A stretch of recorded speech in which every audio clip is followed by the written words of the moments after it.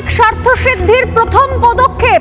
শুধু হিন্দুদের কথা কেন বলা হচ্ছে? ওখানে তো একজন মুসলিমও ছিলেন না স্যার। বেছে বেছে হিন্দু নিধন করা হয়। আদিল শাহকে নিধন করার কোনো ইন্টেনশন ছিল না, তাকে হত্যা করার কোনো ইন্টেনশন ছিল না জঙ্গিদের, সন্ত্রাসীদের। আদিল শাহ মাঝখানে পড়ে গিয়েছিলেন। সবাই যখন হুড়োহুড়ি করে পালাতে যায়, সমস্ত কাশ্মীরি পালিয়ে গিয়েছিল, একমাত্র আদিল শাহ সে পড়ে গিয়েছিল, তাই জন্য তার গুলি লেগে গেছিল।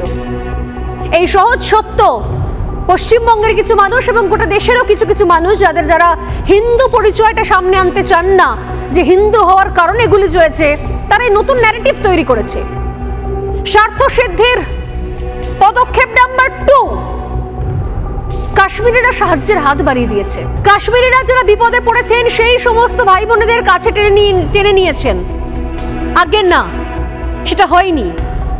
ভয়ঙ্কর কিছু অভিজ্ঞতা এই পশ্চিমবঙ্গের এই বাঙালি কিছু ছেলে, কিছু মেয়ের যারা প্রাণ হাতে করে ফিরে আসার চেষ্টা করছেন, অনেকে ফিরে আসতে পেরেছেন, অনেকে এখনো পর্যন্ত আটকে রয়েছেন, তাদের ভয়ঙ্কর অভিজ্ঞতা শুনলে বুঝতে পারবেন যে এরকম বিপদ ঘনিয়ে আসার পরে সেখানকার স্থানীয় কাশ্মীরিদের একটা বড় অংশ তারা কিন্তু সাহায্য